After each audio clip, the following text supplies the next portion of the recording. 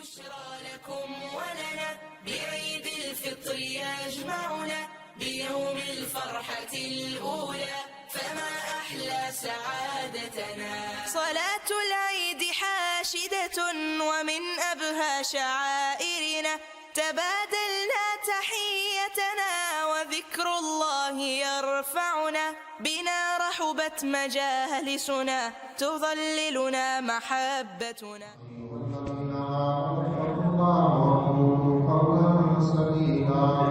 يصلح لكم أعمالكم ويغفر لكم ذنوبكم ومن يطع الله ورسوله فقد فاز فوزا عظيما.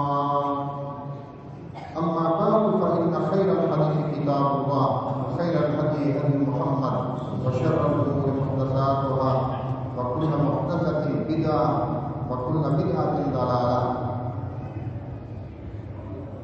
اللہ تبارک و تعالیٰ کا بڑا شکر ہے اور انعام ہے جس نے ہمیں رمضان تک پہنچایا، اس کے روزوں اور قیام کی ہمیں توفیق دی، اور آج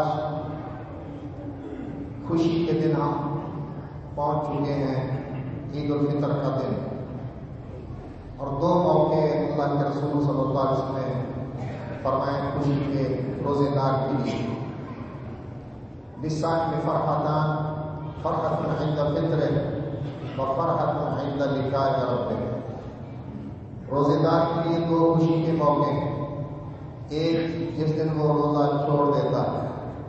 آج ہم نے روزہ چھوڑ دیا رمضان کا، آج کا روزہ حرام ہے، آج دن کا روزہ، آج عید کا دن، تو یہ خوشی کا دن ہے.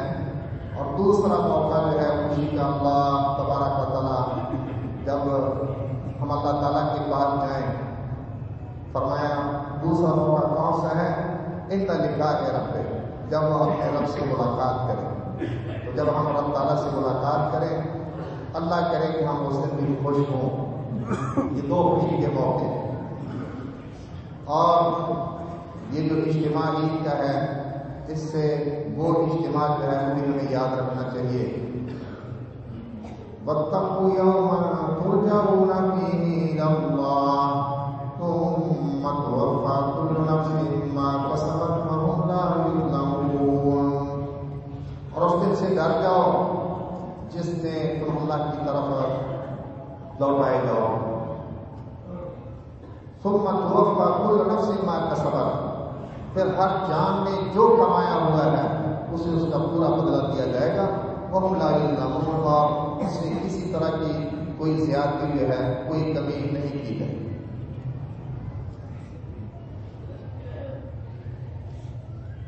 امن اور سلامتی یہ بہت بڑی نعمت ہے اللہ تبارک و تعالیٰ کی، لیکن کفر جو ہے، کفر اسلام کے دشمن، وہ چاہتے ہیں اسلامی معاشرے کو بے امنی سے دوچار کرتے ہیں، اور بے امنی سے دوچار کر کے پھر وہ مسلمانوں کو اپنا محکوم بنانا چاہتے ہیں. جب بے امنی ہوگی، افراتفری ہوگی، جنگ و قتال ہوگا، تو پھر کیا ہوگا؟ لوگ جو ہیں ان پر بھوک بھی آئے گی، ان کی جو قیمتی چیزیں ہیں وہ چھین کر لے جائیں گے، اور پھر جو ہے وہ قرضے لیں گے اور اپنا محکوم بنائیں. یہ پالیسی ہے کفر. یہ نہیں کہ ان کو نہیں پتا کہ یہ دین اسلام یہ حق دین ہے، لیکن حسد ہے ان کا. اللہ تبارک و تعالیٰ نے فرمایا وَدَّ كَثِيرٌ مِّنْ أَهْلِ الْكِتَابِ لَوْ يَرُدُّونَكُم مِّن بَعْدِ إِيمَانِكُمْ كُفَّارًا حَسَدًا مِّنْ عِندِ أَنفُسِهِم مِّن بَعْدِ مَا تَبَيَّنَ لَهُمُ الْحَقُّ. بہت سارے اہل کتاب چاہتے ہیں لَوْ يَرُدُّونَكُم مِّن بَعْدِ إِيمَانِكُمْ كُفَّارًا، کہ تمہیں تمہارے ایمان کے بعد وہ کافر بنا دیں. کیوں؟ حَسَدًا مِّنْ عِندِ أَنفُسِهِم، اپنی طرف سے حسد کرتے ہوئے، بعد اس کے جب ان کے لیے واضح ہو چکا حق کہ حق کیا ہے، اسلام، وہ جانتے ہیں جس طرح آخرت میں ہمارے لیے کچھ نہیں، ان کے لیے بھی کچھ نہ ہو. اور وہ کیا چاہتے ہیں؟ یریدون لیطفئوا نور اللہ بافواہہم واللہ متم نورہ ولو کرہ الکافرون. وہ چاہتے ہیں اللہ کا نور بجھانا، کہ اللہ کے نور کو بجھا دے، اور اللہ اپنے نور کو پورا کرنے والا ہے، خواہ کافر ناپسند ہی کر. اور یہ امن کس طرح قائم رہ سکتا ہے؟ مسلمان معاشرے کے اندر امن کس طرح قائم رہ سکتا ہے؟ ایک تو ہم اللہ کی طرف رجوع کر کے توحید کو اپنائیں اور شرک چھوڑ دیں تو پھر امن ملے گا. اللہ تبارک و تعالی نے فرمایا الذین آمنوا ولم یلبسوا ایمانهم بظلم اولئک لهم الامن وهم مہتدون.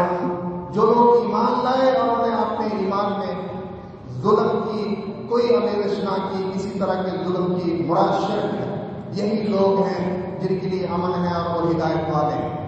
اس کے ساتھ توحید کو اپنانے کے ساتھ نیک اعمال کیے گئے تو اللہ تبارک و تعالی مختلف جو نیکی کے اعمال ہیں ان کی وجہ سے اللہ تبارک و تعالی خوف والی حالت کو امن میں بدل دے. وعد اللہ الذین آمنوا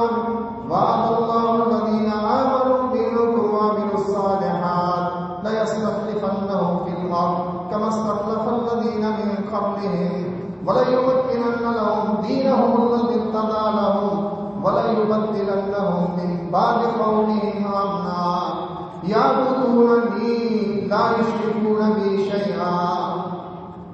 اللہ نے وعدہ کیا ہے ان لوگوں سے جو ایمان لائے، لَيَسْتَخْلِفَنَّهُمْ فِي الْأَرْضِ، کہ ضرور ہی انہیں زمین کے اندر خلافت اور حکومت عطا کرے، جس طرح اللہ نے ان لوگوں کو خلافت اور حکومت عطا کی جو ان سے پہلے تھے. وَلَيُمَكِّنَنَّ لَهُمْ دِينَهُمْ الَّذِي ارْتَضَىٰ لَهُمْ، اور ان کے لیے ان کا جو پسندیدہ دین ہے وہ ان کے لیے ثابت کر دے گا. وَلَيُبَدِّلَنَّهُمْ مِن بَعْدِ خَوْفِهِمْ أَمْنًا، اور انہیں ضرور ہی ان کے خوف کے بعد امن میں تبدیل کر دے گا. لیکن شرط کیا ہے؟ وہ لوگ کس طرح کے ہوں گے؟ یعبدوننی لا یشرکون بی شیئا، وہ میری عبادت کریں گے، میرے ساتھ کسی کو شریک نہیں کریں گے. آج مختلف ممالک کے اندر یہود و نصارہ اور ان کے حواریوں نے بد امنی پھیلائی ہوئی ہے اور جنگ و قتال کے حالات گرم کیے ہوئے ہیں. ابھی ہم انشاءاللہ امن میں ہے، یہ امن قائم رہ سکتا ہے، لیکن اللہ کی طرف رجوع کرنا ہوگا، اللہ کی طرف پلٹنا ہوگا. پھر اگر ہم توحید پر قائم ہیں اور نیک اعمال پر قائم ہیں، پھر اگر کوئی جنگ مسلط ہم پر ہوتی بھی ہے اور ہم اس دنیا سے چلے جاتے ہیں، جانا تو ہے، روڈ کراس کرتے آدمی مر جاتا ہے، لیکن پھر ہماری موت جو ہے وہ شہادت کی موت ہوگی. کس طرح کی شہادت کی موت ہمیں چاہیے؟ یہ کل جمعہ کے اندر بھی میں نے بات کی. بعض لوگ، بعض علماء وہ ایران کی حمایت میں یہاں تک پہنچ گئے کہ میری موت اس طرح کی ہو جس طرح خامنہ کی موت. نہیں، دو چیزیں ہیں، یہ بات یاد رکھیں. اس وقت ہمارا میلان قلبی رجحان وہ ایران اور اہل ایران کے ساتھ ہے. ہم چاہتے ہیں اور دعائیں کرتے ہیں کہ اللہ تبارک و تعالی ان سے یہ جنگ جو ہے وہ جلد سمیٹ لے اور ان کو امن عطا فرمائے، ان کی جان اور مال کی حفاظت فرمائے، اور یہود و نصارہ کو اللہ تبارک و تعالی مغلوب کرے. یہ ہماری دعائیں، ہمارا قلبی رجحان ہے. اللہ کے رسول صلی اللہ علیہ وسلم کے دور میں، اس وقت آپ مکہ میں تھے، مکے والے مشرک تھے، رسول اللہ علیہ وسلم کے صحابہ، ان کا میلان کس طرف تھا، کس طرح اور کیسر کی لڑائی ہوئی، ایران اور روم کی لڑائی ہوئی. ایرانی مجوسی تھے، آگ کے پجاری، اور رومی وہ نصارہ تھے، اہل کتاب تھے، اللہ کو ماننے والے تھے، وہ بھی مشرک اور کافر. لیکن مسلمانوں کا میدان قلبی رجحان کس طرف تھا؟ ان کا رجحان وہ اہل کتاب کی طرف تھا کہ اللہ کو ماننے والے ہیں، اگرچہ مشرک ہیں، کافر ہیں، لیکن یہ ایرانی آگ کے پجاری تھے۔ لڑائی ہوئی، ایرانی غالب آگے، مسلمان پریشان تھے۔ اللہ تبارک و تعالیٰ نے فرمایا بسم اللہ الرحمن الرحیم الف لام میم غلبت الروم فی ادنی الارض وهم من بعد غلبهم سيغلبون فی بضع سنین للہ الامر من قبل ومن بعد ویومئذ یفرح المؤمنون۔ خلاصہ کلام، رومی مغلوب ہو گئے اور چند سالوں میں ان قریب وہ غالب آ جائیں گے۔ کتنے سالوں میں؟ 3 سے 9 سال کے درمیان۔ اور اس دن کیا ہوگا؟ اس دن مومن خوش ہوں گے، نصارہ کا غلبہ ہوگا، اور ایرانی مجوسی وہ کیا ہوں گے؟ مغلوب ہوں گے۔ اس دن مسلمان اہل ایمان خوش ہوں گے۔ کیا اہل کتاب مسلمان تھے؟ لیکن نہیں، ایک تناسب ہوتا ہے کہ وہ آج کے پجاری، اور یہ جو لوگ اللہ کا نام تو لینے والے ہیں۔ آج ہمارا قلبی رجحان اہل ایران کی طرف ہے، کیونکہ ایک طرف یہود و نصارہ ہے، ہمارے عقائد کا اختلاف ہے، اہل سنہ کا اور اہل تشیع کا، لیکن وہ سرے سے کافر ہیں، یہود و نصارہ بدماش۔ لیکن ہم یہ نہیں کہتے کہ یا اللہ مجھے جو ہے خامنہ جیسی شہادت عطا کر، نہیں کہتے، ہمارا اختلاف ہے۔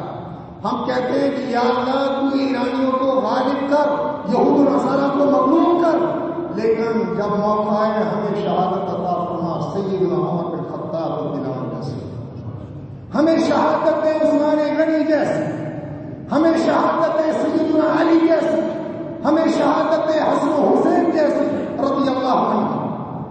اگر فرد مراتب نہ بنی زندگی، باقی یہ اسلامی معاشروں کے اندر ہر کوئی آدمی جو ہے وہ جنگ و قتال کے بارے میں، سیاست کے بارے میں وہ گفتگو کر رہا ہے۔ یہ بد امنی نہ پھیلاؤ اسلامی معاشروں کے اندر۔ کئی کام حکومتوں کے ہیں، فوج کے ہیں، پالیسیاں انہوں نے بنانی ہے، حکمتیں وہ جانتے ہیں۔ ہم ایسے افواہیں نہ پھیلاتے پھریں جن افواہوں سے ملک کو نقصان ہو، ملت اسلامیہ کو نقصان، ایسی افواہیں نہ پھیلائیں۔ یہ کام چھوڑ دیں اہل حل و عقد پر، افواج پر، حکومت پر، اہل علم پر۔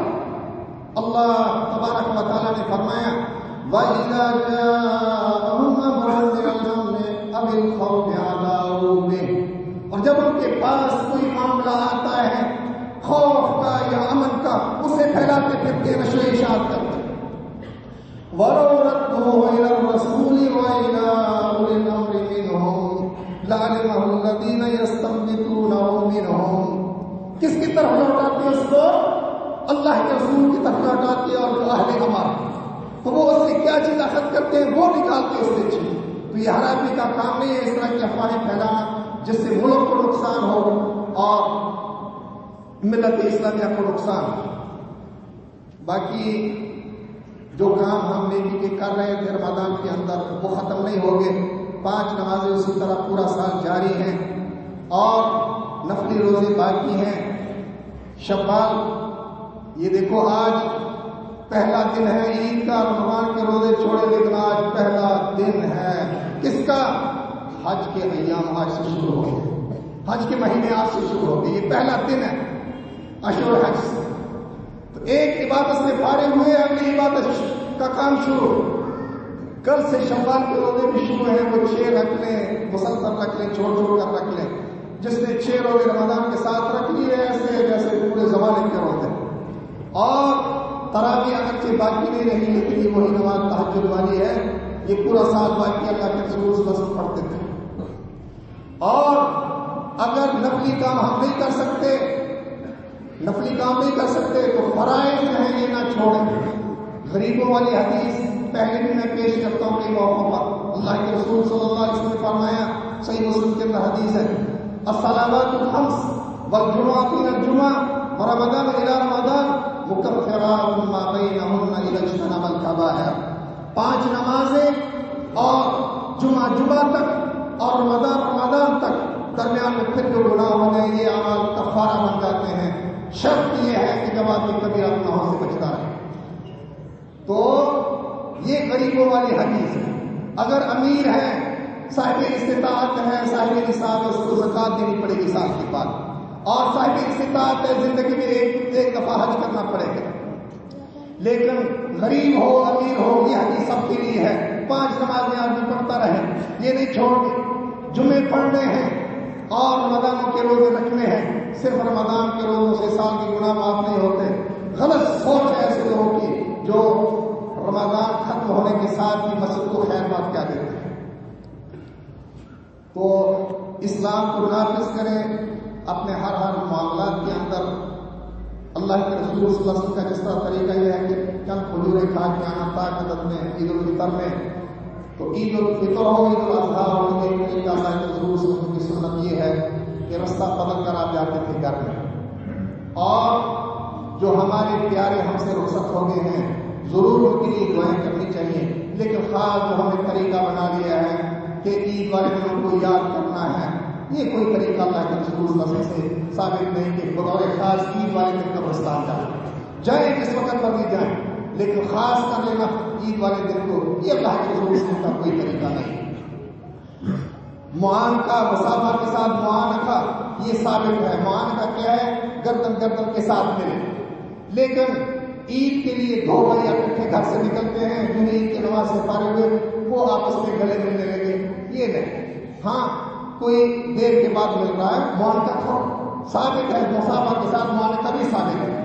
لیکن بطور خاص عید کے لیے عیدی اور جو ہے وہ معانقے کر رہے ہیں، اکٹھے آ رہے ہیں اور اکٹھے جا رہے ہیں اور پھر معانقے کر رہے ہیں، یہ نہیں ثابت اللہ کے رسول صلی اللہ علیہ وسلم. باقی کوئی لفظ بھی آپ بولے اپنی زبان میں جس طرح ہم کہتے ہیں اللہ سادہ بھی قبول کرے تاڈا بھی. اللہ کے رسول صلی اللہ علیہ وسلم کے صحابہ کرام لفظ بولتے تھے تقبل اللہ منا ومنکم، اللہ ہمارا بھی قبول کرے آپ سے بھی قبول کرے. تو اللہ تعالیٰ ہم سب کا ہم نے جو ٹوٹی پھوٹی کوئی اللہ توفیق اس نے دی، ہم عبادت کی قبول فرمائے، ہماری قیام کو، ہمارے سیاح کو، صدقات خیرات زکات کو اور مزید نیکیوں پر ہمیں کارمند رکھے.